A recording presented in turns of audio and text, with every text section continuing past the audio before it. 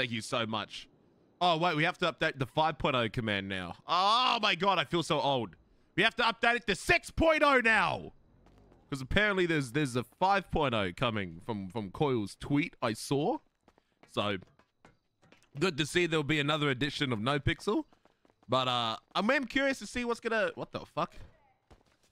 Oh, yeah. I'm curious to see what's gonna happen to NoPixel 4.0. Does that mean there's no more updates, or does that mean we get more stuff, or is it end of life? Like I'm just not too sure, but I'm curious to see what's gonna go on.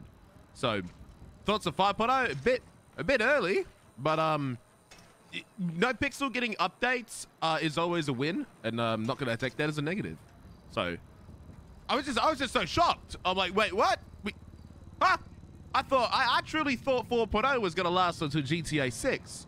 Because 2.0 lasted 2 years, 3.0 lasted nearly 3 years. We have a 5.0 announcement before 4.0 is 1 year old. You know, that just completely got me off guard. But hey, updates for NoPixel is always a win. It is always a win. I'm concerned because I love my baby, but you know, so 4.0 update coming this week.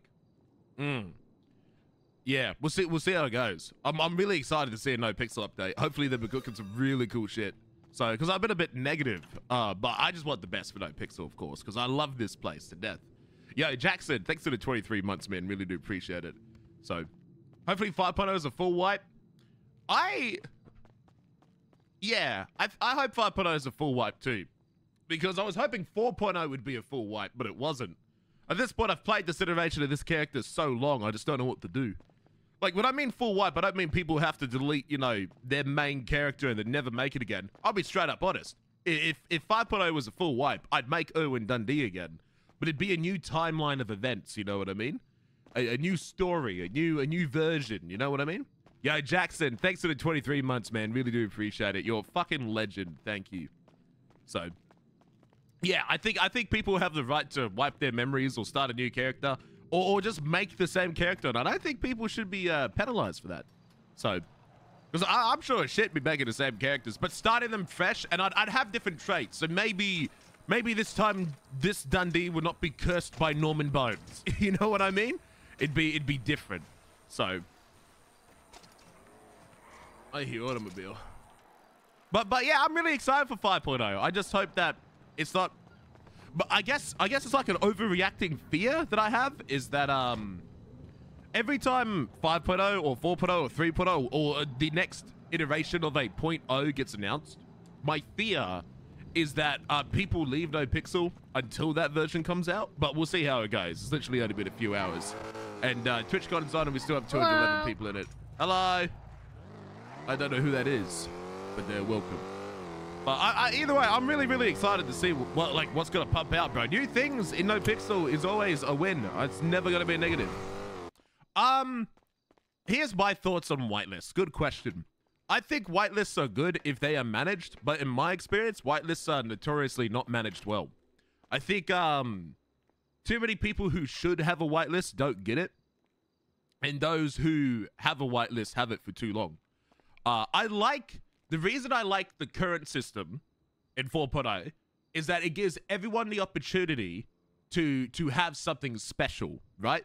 It means the smaller gangs have the ability to make their own weapons, you know? And also time zone things, because let's be real, the AU time zone gets shafted. No one really cares what goes on in the AU time zone. And having things restricted to a whitelist would disallow that. So I think whitelists are cool, but I think ultimately it's unfair for those who can't get a whitelist. And I don't think it's fair. Personally, I like the fact that anyone can like get a bench and anyone can do it. But the problem is that, you know, everyone becomes Pablo Escobar is the biggest issue. Because if everyone's Pablo Escobar, then you know, there's no real market, there's no business, because everyone's self-sufficient. I think the best solution to it is one that's already existed within NoPixel, which is simple. You have one gang that specializes in one part, and then they have to rely on another gang to complete the other part. Or do something that forces people to have to work together. Such as like the weed stuff, like Little Vespucci arc, getting all those people together was so much fun. And I think having to make it so that you're forced to collaborate with other people, and you can't be fully self-sufficient. I think because you have to have a need to be with someone else, you need to work with someone else, or you need to hang out with someone else, is what forces that interaction. Where if everyone becomes self-sufficient, especially if you have a whitelist, then you need to work with no one, and then you're penalized for interacting with other people when you can get more by interacting with yourself.